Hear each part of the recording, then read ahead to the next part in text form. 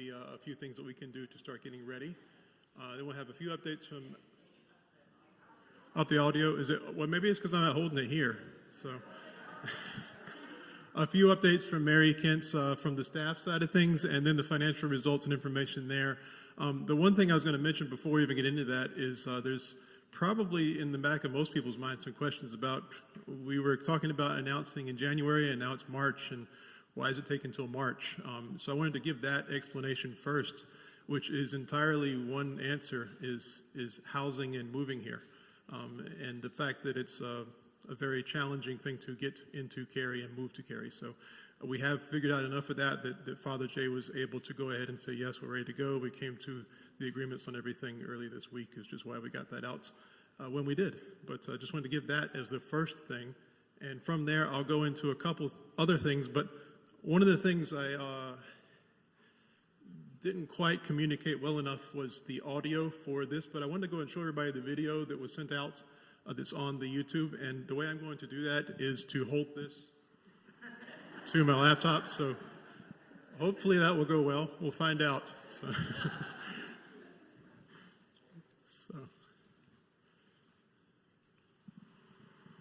Hello, my friends. My name is Jay Weldon, and I'm excited to introduce myself to you because I have accepted the call to be the next rector of St. Paul's in Cary.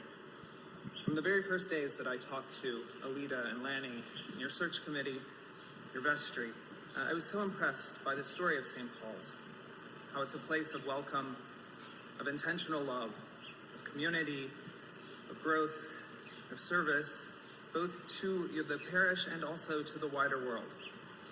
And with all of that in mind, in my prayers and in our mutual discernment, God persuaded me that this was the right next step for us, to be with you and to dream about the future together, and to work for a new future for the parish of St. Paul's. I will be bringing with me my family, my wife Allison of 20 years, Ella, who is 14, almost 15, and in 9th grade, James, who is 10 and in the 4th grade. We're excited to join you at the end of April. In my time serving the Episcopal Church, I have been up and down the East Coast, served as rector of 2 different parishes in very different places.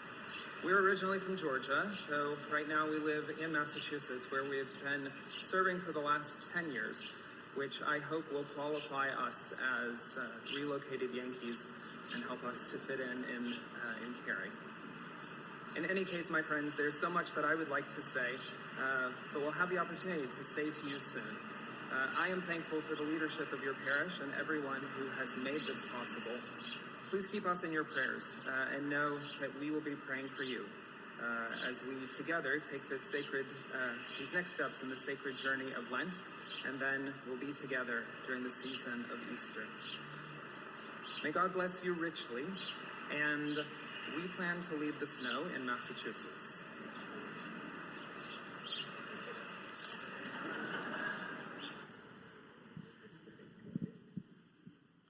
And there's also a lot of advertisements there, which we'll move past real quick. So, there we go. This is a little summary of some of the things about Father Jay that I thought I could put into a slide really quick. I've had the great fortune to be the person talking to him the most for the past month from St. Paul's. So I don't know how I could actually give you all the stuff I know, but you will all learn that and more over the coming months. The things I can say is that he is very well educated. You can see the education, doctorate, MDiv, STM, and the original BBA back when he was not yet a clergy person. He's been a priest for 16 years. He has, he has been at 2 different parishes. One of them is was in kind of a suburban area in Boston. The other one is in rural Georgia. He was from Georgia, so he, as I said, he's from Georgia. He's someone that feels like he's from the South, despite the fact that he's been up in Boston for some time. Some information he put out there in his original application, I put on his core competencies. He really is, trying to do his best to understand how to do change right, and that means taking time and also, just working on changing things together based on everybody's input, and so I think that will happen over time. Anything he does want to change, there's not going to be anything super drastic or anything like that, but just to give an idea of that. He has been an agent of outreach and missions wherever he's been. You may go on some of the sites that you see where his parishes were and say, there's not a whole lot there, but there was less before he was there. So you can see some of the outreach things he's done over the past several years, some of the highlights there, I should say. Personal life we had in there, as a family. Some of the neat things I've learned, I learned at the interview that he played the harpsichord, so that was interesting. I learned just the other day when I looked at his moving quote. His moving quote said something about moving a piano, and I said, okay, who's the piano player in the family? He said, it's actually me. He said, I have played the piano since I was little, and he's played it continuously throughout his life, and every time he runs into a unoccupied piano, he occupies it. So a lot of interesting stuff there. Just a couple of things just to give you a taste of that. Obviously, there'll be a lot more to learn about Father Jay over the coming months. But before I even move any further in this, I want to just also recognize specifically the search committee, and I think Lanny and Lita are here somewhere. They're right here. Yeah. So.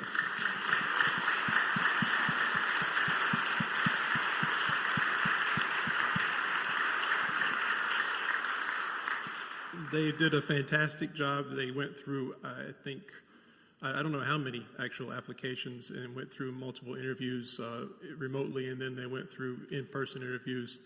They found a lot of people that were fantastic matches. They just found that Father Jay was the best match, and so that's where we are now. So we could feel good about the fact that we are not someone that's just waiting for a single application. We had a lot of interest, and then we picked out the best of what was available as far as we can tell. So thank you very much, Lanny and Alita. And I know there was a token of appreciation presented to you by Rick from, I think, the search committee. Was it the search committee or the men's group? I can't remember. Search committee? Yeah. So hopefully that's enjoyed, and really it's just a token. So appreciate that. From that, I'm going to move on to the timeline.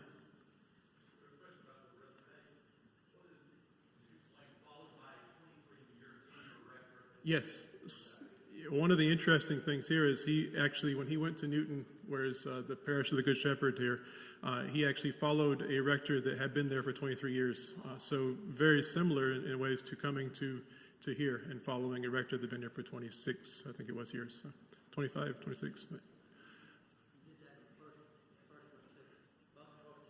Both churches, yeah. So.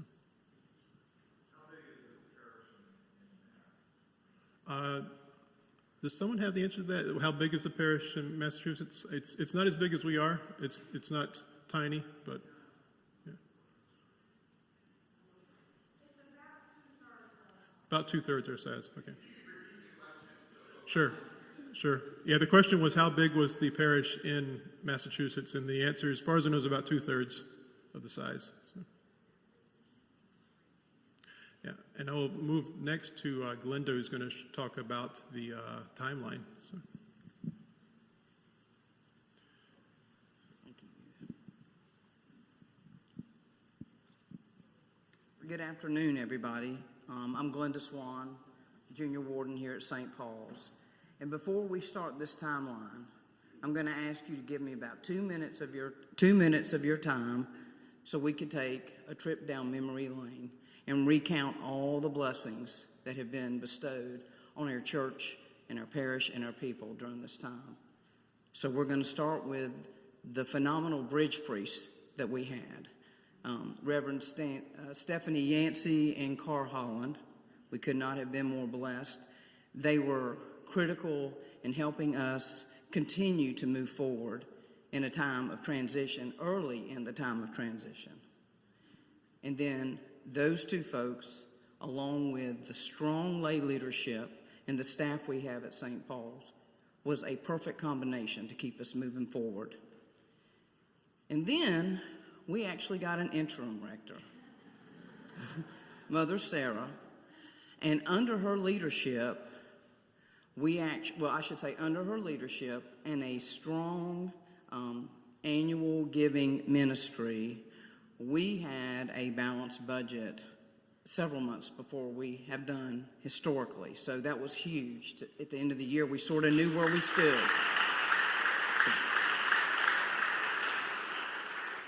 Another thing that Mother Sarah brought in was we need a much more agile and easier to use software package here at St. Paul's, because Church Windows is really old. So we're in the midst of doing that. It's not been rolled out yet. It's being tested internally for different rights and roles, and we're just trying to figure out how it's going to best serve this parish. But it's data-driven, it's agile, you can pull reports, it will help manage our campus. So that was a huge move in the right direction, and I appreciate that.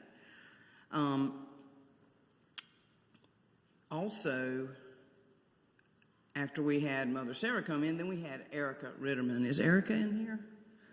Oh, she's on the retreat, that's right. Well, Erica joined us, and she just jumped in and got deeply engaged with the children, the youth, and the family ministry. She's also helping to re-energize a 20 and 30s ministry, which is huge here. We would love to see more 20s and 30s here at the church, right? And then Father Robert, is he in here? I don't see him. Okay, well anyway, Father Robert joined us, and he brought in a level of depth and dimension to our prayer lives as Christians, as well as he is engaging and supporting and promoting the creation and development of small groups / listening circles so we can get to know each other a little better. And through the Lenten forums, that has been a huge success. So we hope to continue to do that in the future. And finally, there is one person I haven't mentioned, is Candy Snively here. And she headed out. Well, Candy. She has been the consistent person in our church from the time that we lost all the clergy we knew until basically now. She has always been here. And she has been a blessing. She has been flexible. She has been compassionate and kind and caring about all the changes that we're all experiencing. So we cannot thank Candy enough. So between Candy, Stephanie, Carr, Sarah, Erica, and Robert, as well as some awesome supply priests that we've had, they have fed our souls and our spirits with beautiful, sometimes thought-provoking, and even challenging homilies that have helped us, the people of St. Paul's, to continue to move forward, to do the work that God has called us to do and has allowed us to deepen our belief and our faith in God. And so behind the scenes, which is equally important, we have a fantastic staff. I'm talking about Natalie, Brandy, Mary. I know she's around here somewhere. There she is. I'm talking about Jeff, who has kept the facilities running. We're talking about Brooke and Laura, who have kept the preschool running. And then we're talking also about Rusty and Carol. And there's Rusty in the back. And is Carol in here? She's our organist. So these folks did it all. These folks were incredible communicators to our parish during this whole time. They managed a hugely busy schedule of this church. They're figuring out how to roll out this new software. And during all of this, we had some of the most beautiful music in our services. So, cannot thank you guys enough for all of that. So for all these reasons and many, many more, St. Paul's has truly been blessed during this time. There's no doubt that God has been watching over us during this entire journey of transition. And now here we are with the help of devoted, dedicated search committee, and what we put forward by the search committee was then seconded by the vestry, so everybody's on board.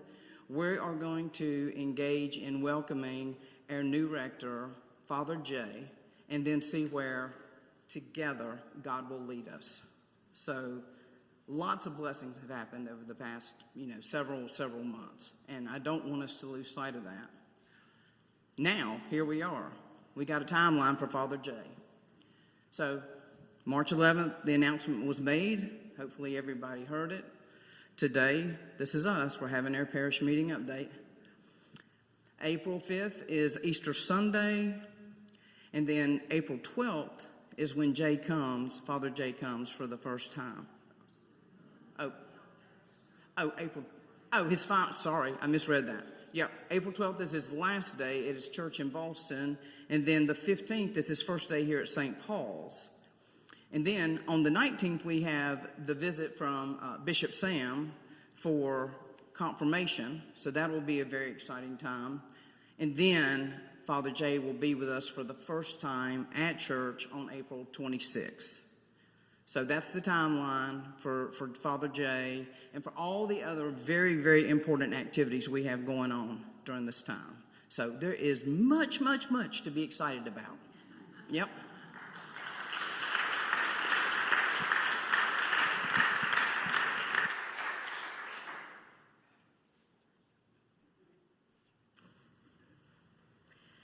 So I get to talk about the handoff and the beginning of this new relationship that you will have with your new rector.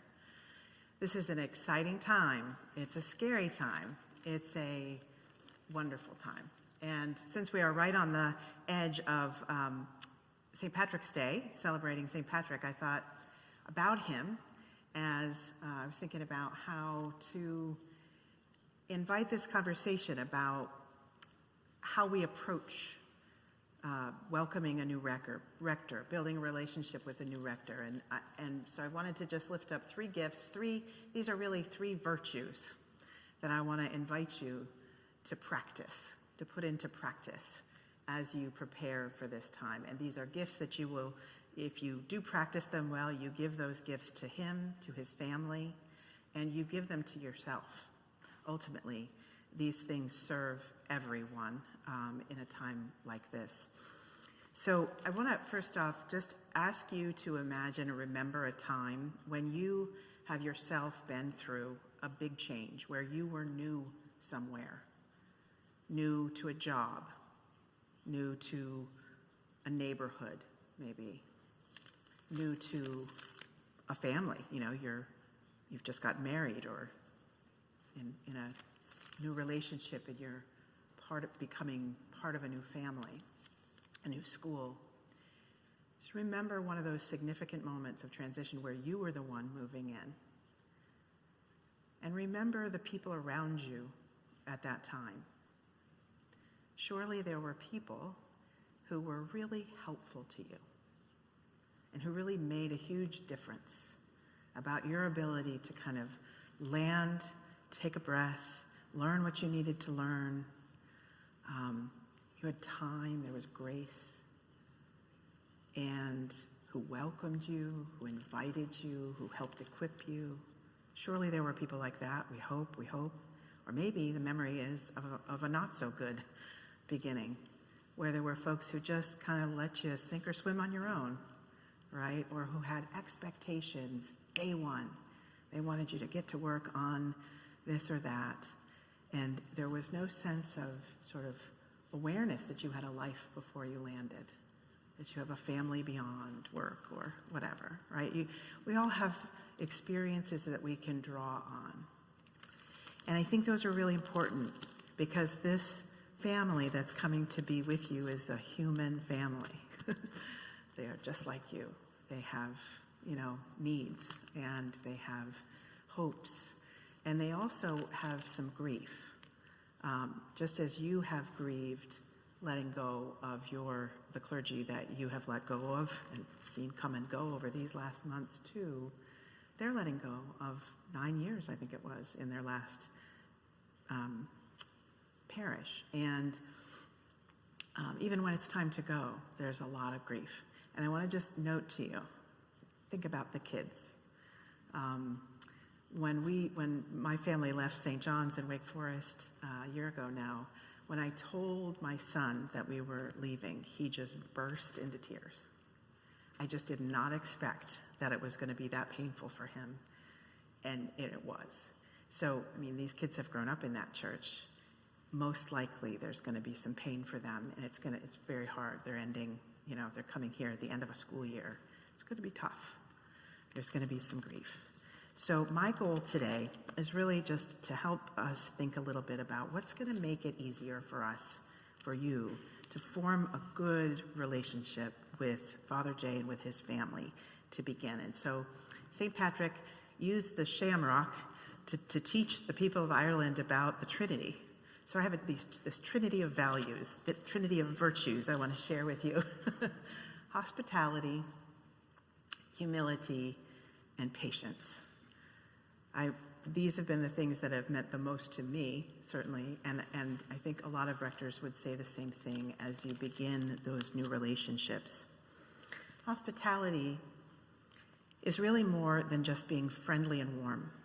It's more than getting somebody a cup of coffee or making sure they have a place to stay. All of that is part of that, making sure we're getting ready to paint the rector's office. Those are gifts of hospitality. Those are important.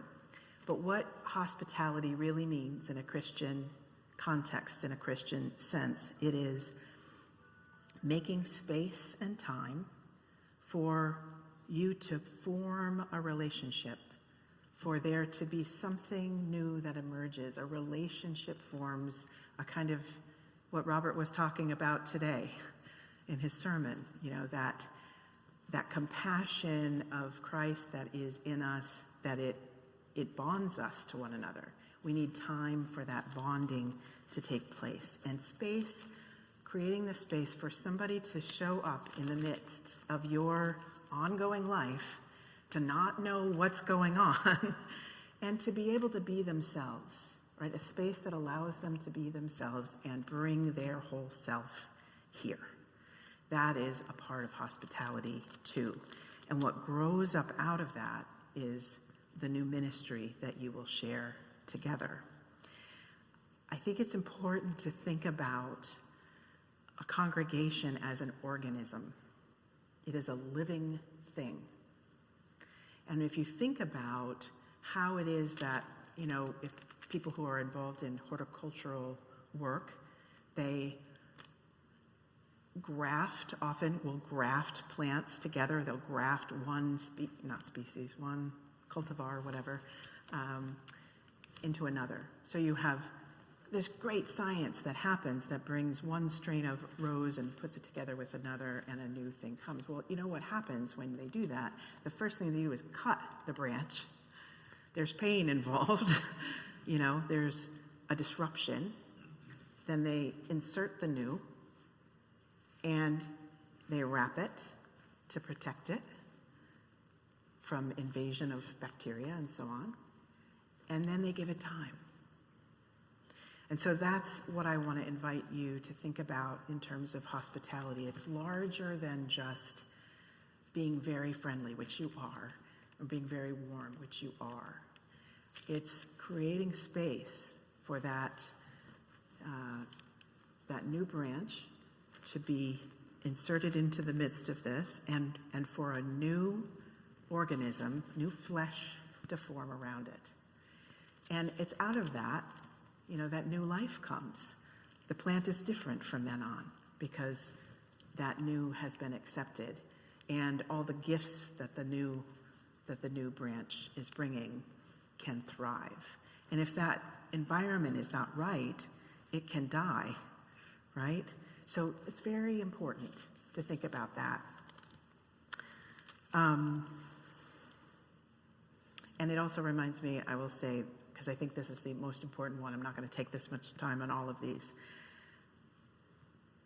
but there's a story in the Bible about Abraham and Sarah when they're on that long, long trek between, into the promised land. And they have been promised that they will be the parents of many nations, but it's been decades. And Sarah is 90 plus, actually 100 plus, I think, by that point. and there's no child anywhere in sight. And they're visited by 3 mysterious strangers in a tent one day. And, they're desperate to know, and they have this sense that these people are here to share something important with them. They want to know where this is going. Is the promise real? Is it really going to happen? And these holy kind of strangers come into their midst, and the first thing they do is not, tell us your vision. How are you going to change us? How are you going to make it all work? Their first thing to do is to feed them, to nourish them. They spend the afternoon together. So that's what I want to encourage you to do, is to just relax on the dreaming and what we want to do together. Let the relationship develop first. And out of that will come great good things. But if you don't allow that to really take root, you will suffer for it later. He will and you will. So take time. Don't be impatient. So that leads over to the patience. All right. The second virtue of humility has some cousins: humor and forgiveness. Humility is really that virtue that I think in this context invites us to know that we have concerns. We're worried about this or that thing in our life together as a parish, right? Concerned about the finances, or we're concerned about the buildings, the needs that the buildings have. We're concerned that this thing has been kind of dying on the vine over here. We've got, there's lots of good things. Will it continue to thrive?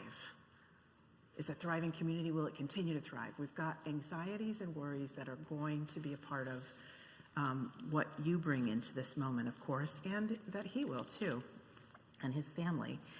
And what I would invite you to do, somebody actually, I'm gonna pass on the word that Alita got from a good friend of hers, another priest, who said in the midst of this search process something like, if your hands are clenched in worry and concern, they're not open enough to receive what God is giving, right?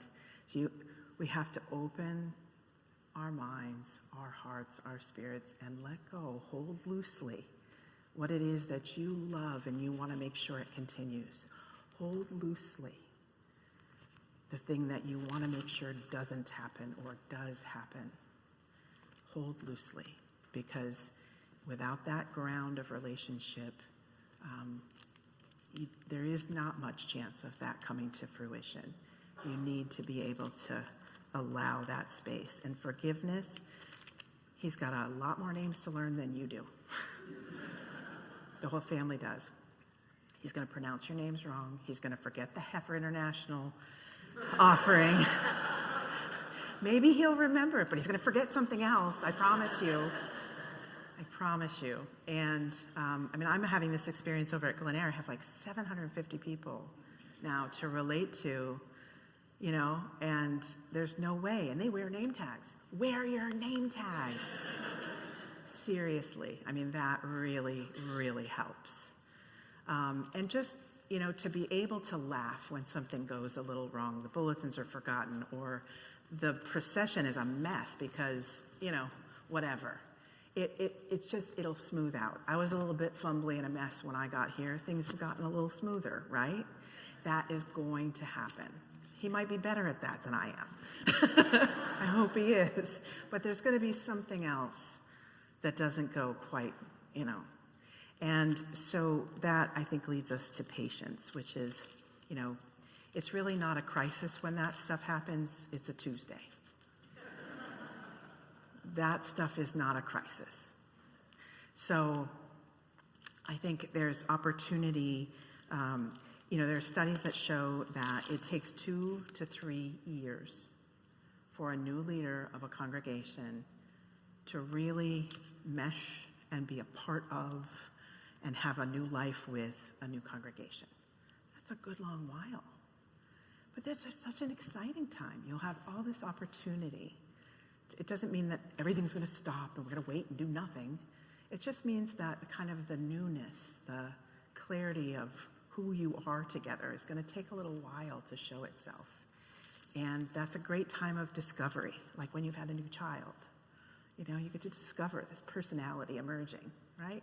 Maybe approach it with that kind of patience, because, you know, we don't expect a child to be able to run and, you know, do what an adult or a teenager does. It takes time for a relationship to emerge and to mature. So those are my thoughts. I hope it is helpful, and I'm excited for you. I think it's going to be good stuff. So why don't we take a moment? Could we take a moment and just pray for you, for him, for them? The Lord be with you.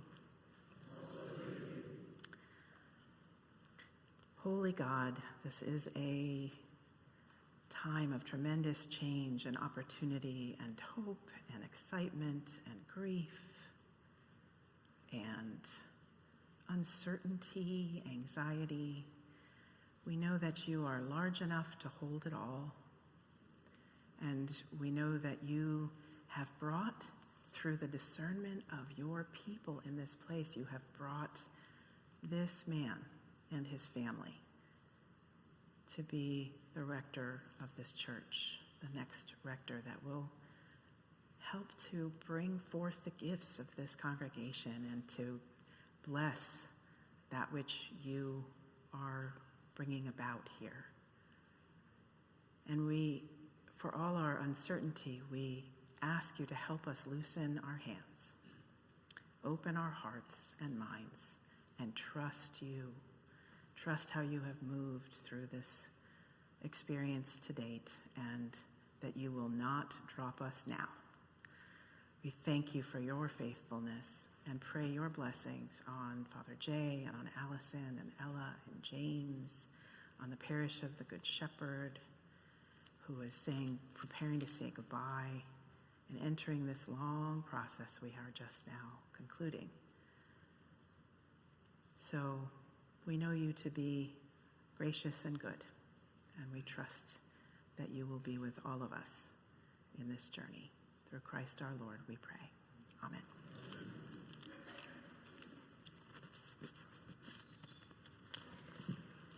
Next up, here he is, Tim, to talk about a little bit about hospitality, at least the physical brand of it. Hi, so this is part of the exciting with this, and also some of the fun things to do. So this is start with hospitality. So the welcome wagon is we've got a few members of the committee that's on it. Curry Hess, Vicki Bradley, Colette Hebert, Andrew Johnson, Victor Dauber, and myself. We're going to try to help do things that he requests that we might do to help him move and get here and get settled. So we wanted to try to do some of those things that he requests, but also some of the things that would be fun that we thought would be good for him, for us to do for him. So some of the things that we've already got a few requests from him already. I mean, like he wants us to help him when he moves in, change his faucets and some lights and some fans. So we're going to line that up to help him with that. So if you got that experience, please let me know. We'll get you to help some. The other things that we've got going that we thought would be fun to do with him was provide dinners for him, he and his family for the first couple of weeks. They do have some allergies and stuff, so there'll be some restrictions, and we'll have to figure out and talk to them a little bit about exactly those, and those details will be coming. But we'll create a sign-up genius for that to be signed up, and that'll be sent out and let everybody know. The next thing, if you move that forward, would be a pantry stocking. We would try to bring things that would help stock their pantry and stuff, but we also wanted to be a little bit more service oriented. So we thought we would bring an item for their pantry, but then also bring something for Neighbor Up, so we can kind of have two things kind of going on there.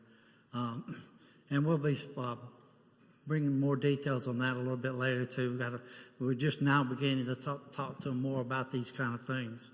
So, And the last thing that we kind of had planned was kind of a gift card ticket to your favorite restaurant or event or something, with a note or something that describes about, why was it fun, why was it your favorite thing. It's just another way of kind of getting to know you a little bit, and but we'll be sending out more details on this stuff too. We'll probably present that to him the first Sunday that he's actually here at a coffee hour or whatever at that time. But we'll probably collect those things on Sunday, the prior Sundays to that. So we'll be sending out all that information and stuff. But the big point is to get he and his family here, moved and settled, so we can move forward. But we wanted to make that as smooth as possible for him. All right, thank you.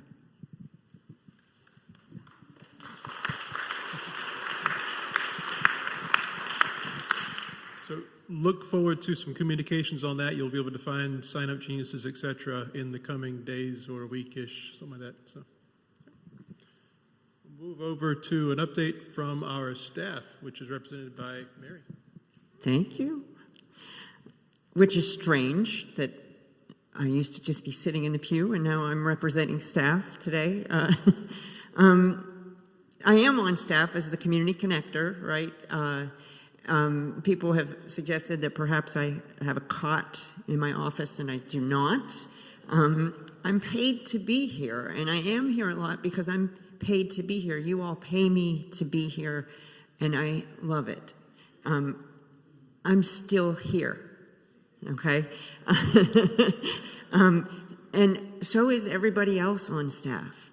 We're working our tails off, and we're still here. And it's because you're still here.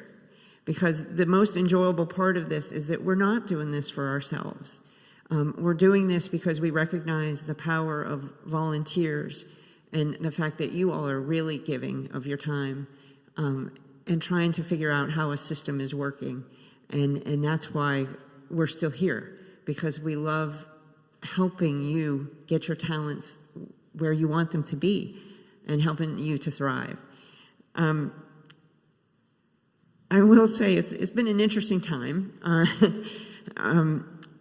Every new staff person, all the people that Glenda named, need keys and passwords and emails and bulletins that tell them what to do every Sunday, because we are so quirky about what we do every Sunday.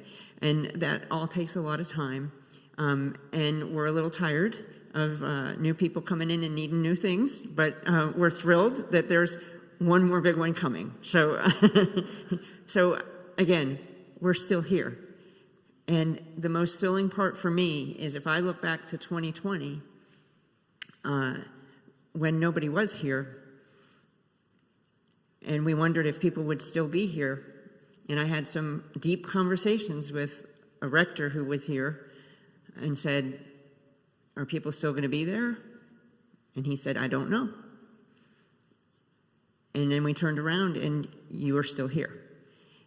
And when I took this role as a connector, I found out that it's more than just you all still being here. People are still coming. New people are still coming, and that's amazing. But I do want to take just a minute and acknowledge that it has been hard and that we have some grief about this. And as you all know, in my prior life, I was a physical therapist, so we're going to do a very basic exercise, okay? I want everybody to close their eyes for just a minute, and I want you to envision somebody who is essential to you here who is no longer here. Parishioner, priest, whatever, but just get that vision of that person in your head. Now, everybody take a very deep breath and let that out. Now, open your eyes, and I want you to look around the room, and I want you to see one face that maybe you're not as familiar with. I want you to just look at someone that maybe you don't really know. And I know that everybody can find that here today. So that's why I have this job as the connector, right? I really think I'm just the old lady who knows everyone. And I don't know how I became that person. But the neat thing about that is that my job is to try to help people go from being unsure to finding a possibility. Not a match, but a possibility. So you move from being unsure to taking a chance on something.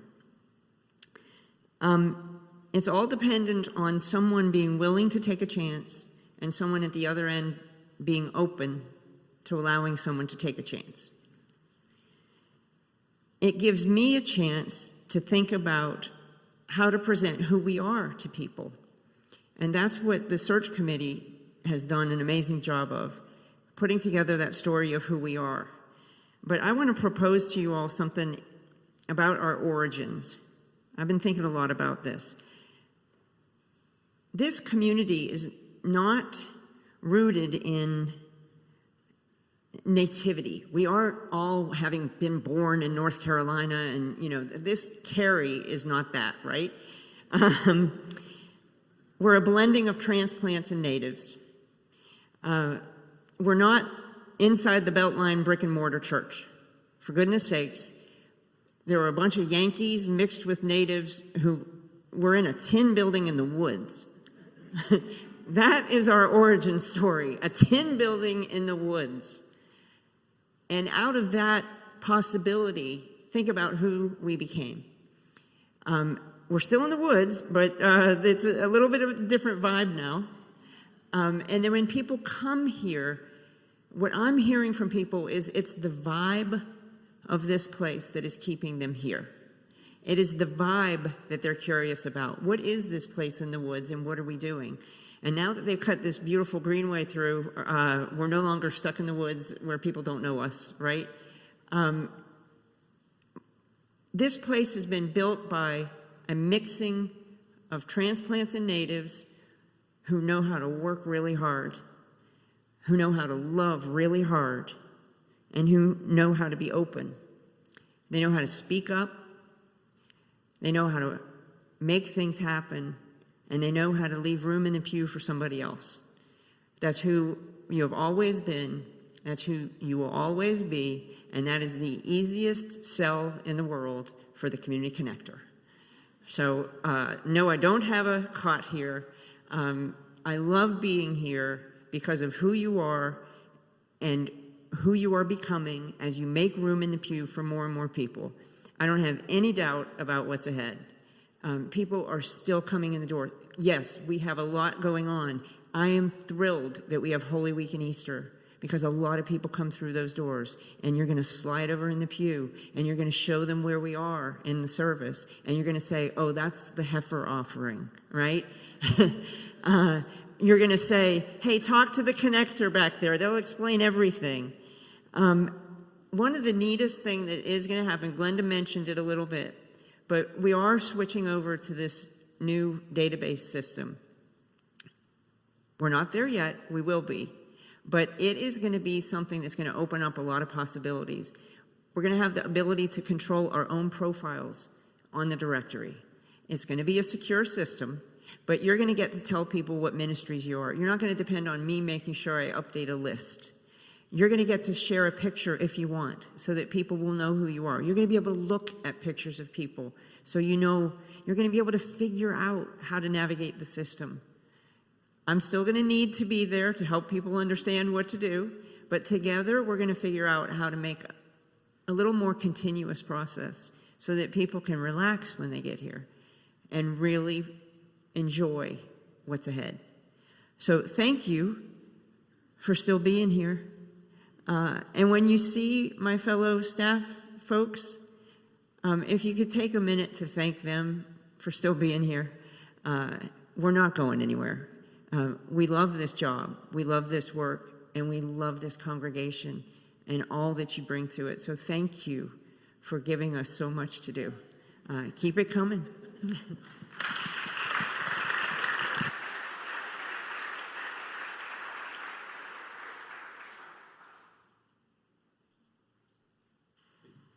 John is up next for our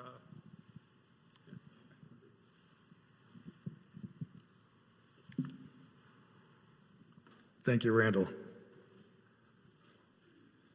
So I have a lot of detailed financial slides here, but because the bulletin today said a brief financial update, I'm going to keep it high level. Before I get started, though, on a personal note, I do want to thank Alita and Lanny again for doing a phenomenal job leading the search committee. I had the privilege of being on the search committee, but I also got to work with other phenomenal people in this parish who worked for almost a year through what was actually a very tough process. So I think it's appropriate if all those people on the search committee stand. I see like half a dozen of them. Stand up over here.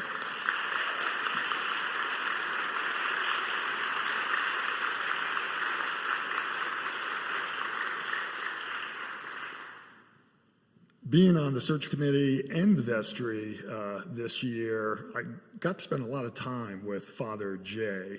And the one thing I will say from a personal note is he will be phenomenal. He's different than George. And in my head, I kept trying to compare him to George. He's different, but he's going to be a phenomenal leader for our parish. And I'm personally looking forward to getting him on board here in April. So with that, let's switch over to the financials. All right, I'm going to talk high level. So here's the good news. In 2025, so that's the year that just ended, December 31st, we basically hit our budget and we're at about the same level as the previous year. My fear as treasurer was that going through all the rector transitions that we would lose parishioners, lose pledges. That did not happen. So that's great. Plate was up by 13% versus the previous year. Good. So total income, basically $1.2 million right on budget. Expenses, as always, we have a phenomenal staff. They manage expenses tightly, right on budget. And I will stress that that included taking into account $29,000 from parking lot expense, which was not part of our expense that we had budgeted, but we were able to include that and still meet our budgeted numbers. So net income, the bad news here, it's negative $37,000, which means we lost $37,000 as a parish, but that's what we had budgeted. We knew it would be a tough year, lots of things going on. So the good news is we were on budget. It's the same that we had done the previous year. We ended the year with $143,000 of operating cash. So think about that as cash that is not allocated anywhere. It's savings that we can use for whatever we want it to use. And at $143,000, that's a healthy number for a parish our size. So good, strong year-end cash position. And endowment, about $394,000. We have a phenomenal endowment committee, and that's up $21,000 from the previous year. So overall, good year. Next slide, please, Randall. Preschool lost $5,000 last year. This year, they're on track to probably break even. And as treasurer, I'm not too worried about that because my wife and I and our family actually came here in 1996 because of the preschool. I think it's one of our best ministries we have. It serves the community, it serves the parish, and it brings people to St. Paul. So my hat's off to the preschool always, who do a phenomenal job. One thing I do want to talk about is outreach. So last year, we gave $389,000 to outreach. And you can see all the things we have listed there. The biggest one, obviously, was the $300,000 that was given to the Car Center, both the Carrying Place and Glenwood Forest Baptist Church, for the new facility that they're building. $300,000 of that was given to us by the Episcopal Housing Ministry. So we were basically given the $300,000 and asked to find the right place to give that to. And we had, a great committee that decided that's the place to go. And so that's a big number. But in addition, R4R, Episcopal Campus Ministries, you see the whole list here. And we have a very giving parish community. And it's something that, obviously we want to keep doing going forward. And I know that Father Jay is very big on this area as well in terms of continuing to grow our outreach. Next slide, please. So I'm not going to go into the details here, but again, basically, we did what we said we were going to do from an income perspective, and we actually beat our net income budget by about $900. So if anyone has questions about the details, you can find my contact information on the parish website. You can email me, you can call me, you can grab me after the service, but I'm always happy to talk in detail about these things. Next slide, please. So looking at 2026, we wanted to take care of our staff, and everyone did get the 2.8% cost of living adjustment, which sort of keeps them level in terms of their ability to, their spending ability. We wanted to make sure we had enough funding for our rector and associate rector, which still needs to be hired. We wanted to continue to fund all the ministries and programs. To do that, we did increase our plate and pledge number by about 3%. You'll see that in a second here. But it's the first time in 3 years that we have a balanced budget. So basically net income zero. What comes in gets spent, but we're not spending any of our cash. And that's big. In addition, we put this budget together by December 31st, which is something we hadn't done in years. So Sarah pushed us on that. That was the good news. Now comes the challenge. Next slide, Randall. So this is the budget for this year. Again, I'm not going to go into details, but this is the key number right here, the 4. It's a balanced budget, and yeah, what comes in gets spent, and that's all even. Next slide, please. We're off to a strong start. So here's the good news, is the first 2 months of 2026, we did significantly better than we did last year, to the tune of about $75,000 in collections. Expenses were about $21,000 under. So that's good, but 2 months does not make a trend. So here's the challenge. Next slide, please. So far, we have 258 pledges, and last year we had 274 pledges. So we're down on the actual number of pledges. The total pledge commitment this year is just under $1,047,000. Last year it was about $1,060,000. So we're slightly under where we were last year. To get that balanced budget, net income zero, we still need $43,000 of pledges. Now, working with Brandy, she can see who has pledged. I think there's still a number of parishioners out there who've not pledged. I think there's some parishioners that maybe were waiting to hear about the rector announcement. So I'm not too worried about that, but we do need to close that gap. In addition, Sarah mentioned at the announcements, the Easter offering that will be used to help move Father Jay's family down here. We budgeted $25,000 in this year's budget to do that. That's not enough. We have all the numbers and estimates now. We're going to need more than that. So if you can be generous and give to the Easter offering, that would be greatly appreciated. If you haven't pledged yet, please do. If you can pledge some more, please do. But that's our challenge from a financial perspective. And I think that's it. Next slide is just questions, I think. Any quick questions for me? Yes.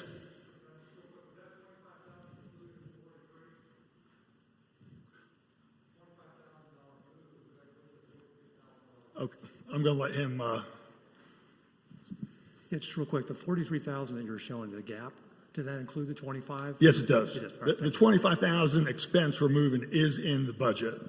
So, but it leaves us 43 short. Yes.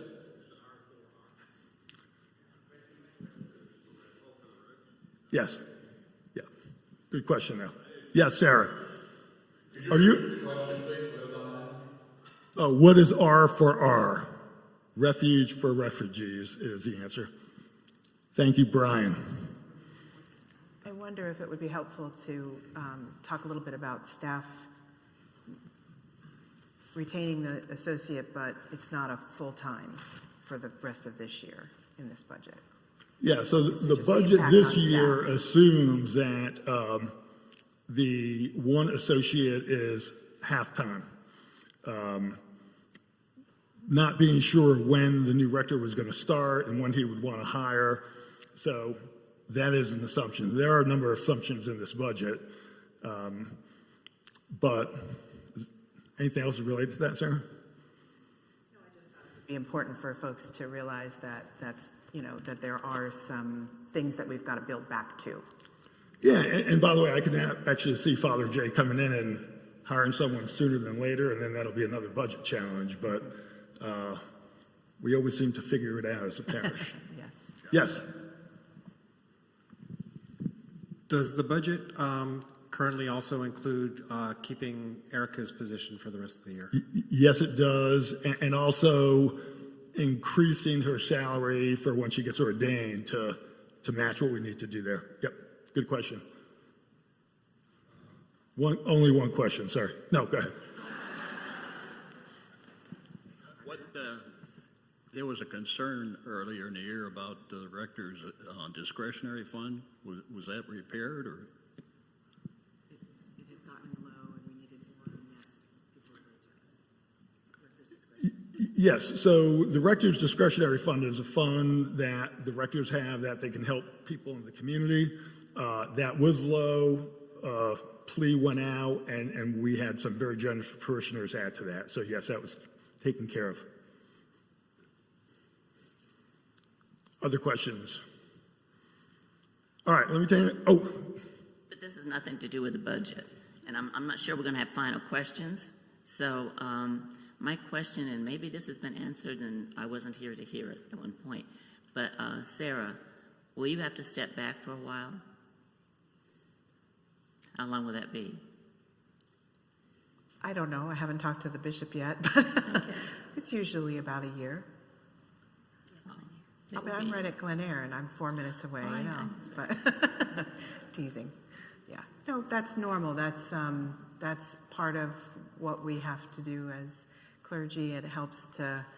I mean, I've only been here a year. You can't be that attached to me, right?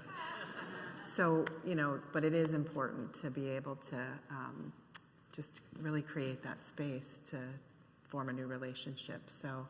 I live 4 minutes away, and you were the congregation that I came to when I first landed in North Carolina. So probably we'll be back when it's time to worship with you all. Randall, back to you. Other questions? That's the end of our program for this afternoon.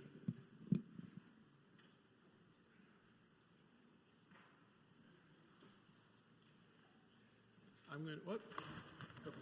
Oh, there's a question still. I'm curious about Father Jay's wife. Does she have a career? Does she work outside the home? Just want to know a little bit about the family. Also, the time of year they're moving, are the children going to start school here the last 6 weeks, or are they possibly staying up there to finish the school year? I was just wondering those logistics. Thank you. I actually can answer both of those. So Father Jay's wife, Allison, has a career. She is a pharmacist, and she works for a corporation that does a device that is helping with remembering meds. So that's work that she'll continue to do here. She works from home, and she'll be able to continue that here. The children will be moving into school at Wake County in April, which is going to be something that's going to be challenging for them, but that's something that they feel like was something that was worthwhile for their kids to do. So they know their kids the best, so we'll trust them on that. But and I think that, they will be fine. Obviously, it's going to be challenging for all of them, and so it's certainly going to be something where wherever we can support them, we will. Just in closing, could we take a moment to thank the two senior wardens in particular who have seen you through, Dan Laughlin and Randall.